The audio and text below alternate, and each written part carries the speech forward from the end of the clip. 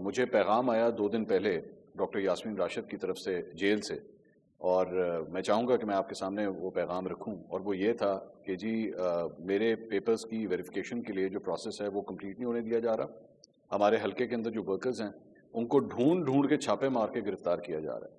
So this is what's going on. دیکھیں، جو لوگ 9 مئی کے حوالے سے ان پہ الزامات ہیں اور وہ الزامات کا سامنا کر رہے ہیں، کورٹس میں کر رہے ہیں یا دوسرے انویسٹیگیٹو ایجنسیز اس میں کارروائی کر رہی ہیں، ان کا پولیٹیکل فیٹ جو ہے نا وہ بھی قانون کے دائرے میں ہی ڈٹرمن ہوگا. اگر قانون ان کو اجازت دے گا پارٹیسپیشن کی تو ان کو ضرور ملے گی، اور اگر قانون نہیں دے گا تو ہم اس رکاوٹ کو قانونی رکاوٹ سمجھیں گے.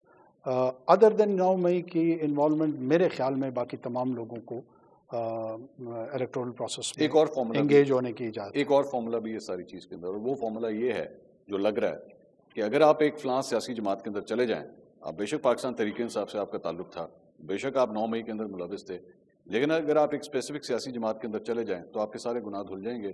نہ آپ کو کورٹس تنگ کریں گے، نہ آپ کے لیے کوئی پرابلمز ہوں گی، نہ چھاپے مارے جائیں گے، نہ آپ کے گھر کا دروازہ توڑا جائے گا. Why is that happening? اگر یہ تاثر ہے، ویسے یہ تاثر ہونا نہیں چاہیے.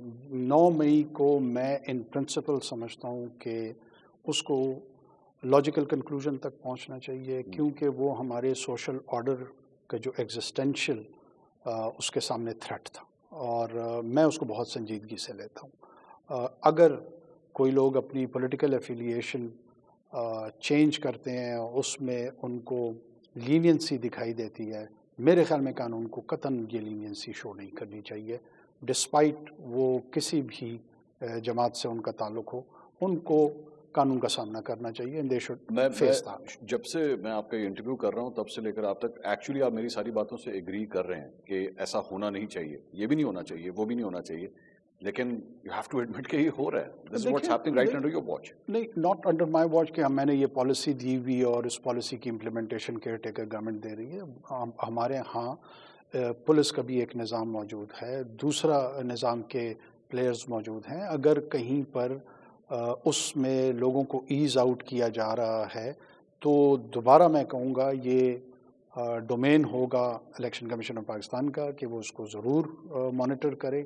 اور میں as a custodian of the care taker government یہ کمیٹڈ ہوں کہ 9 مئی کے ان رائٹس میں یا آرسن میں جو بھی شخص انوالو ہے، میری رائے میں ان کو پبلک آفس ہولڈ نہیں کرنا چاہیے، کیونکہ جس قسم کے پولیٹیکل بیہیویئر کی ڈیمونسٹریشن اس دن ہوئی ہے، اس قسم کے پولیٹیکل بیہیویئر کے لوگ اگر سنجیدہ پبلک آفس ہولڈنگ کی طرف چلے جائیں گے، ان سے میری ایکسپیکٹیشن یہ نہیں ہوگی کہ وہ پاکستان کے ریاستی امور کو بہتر انداز میں چلا سکیں گے.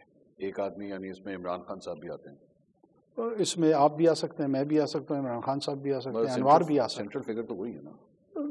میں اس کے سینٹرل فگر سے زیادہ تمام فگرز میں انٹرسٹڈ ہوں. جتنے پارٹیسپینٹس ہیں یا سینٹرل فگر ہے وہ ایکولی رسپانسبل ہیں اس کے. لیکن دا ہول تھنگ سٹارٹڈ کیونکہ عمران خان صاحب کو گرفتار کیا گیا تھا نا. سو میں یہاں سے آپ کا یہ بیان لے کے جا رہا ہوں کہ نگراں وزیر اعظم یہ سمجھتے ہیں کہ عمران خان صاحب نامینیٹڈ ہیں 9 مئی کے واقعات میں، اور آپ کا یہ کہنا ہے کہ 9 مئی کے اندر جو لوگ ملوث ہیں وہ ان کو کوئی آفس ہولڈ نہیں کرنا چاہیے. تو وہ تو پھر عمران خان صاحب بھی آتے ہیں، ڈاکٹر یاسمین راشد بھی آتی ہیں، اور بھی دیگر لوگ آتے ہیں جن جو اس وقت تک ملوث ہیں. میں دوبارہ اس کو ایلیجڈلی اس میں دوبارہ اس کو کلیریفائی کر دوں. ان کو اگر کسی ایک فرد کے ساتھ جوڑا جائے تو ہو سکتا ہے کہ ہیڈ لائن بن جائے، لیکن میں ہیڈ لائن سے زیادہ انٹرسٹڈ پرنسپل میں ہوں. میں اس پرنسپل کی بات کر رہا ہوں کہ جو لوگ ریاستی انسٹالیشنز پہ فزیکل حملہ آور ہوں، اور وہ فزیکل حملہ آور ہونے کے ساتھ ساتھ اس ریڈیکلائز پولیٹیکل ویوز کو لے کے چل رہے ہوں، وہ جب پبلک آفس کے لیے اپنے آپ کو پیش کرتے ہیں، میری نظر میں ایسے ریڈیکلائز ویو کے لوگ اگر پبلک آفس ہولڈ کریں گے تو وہ ریاستی امور انجام دینے کے لیے فٹ نہیں ہے. میری رائے ہے.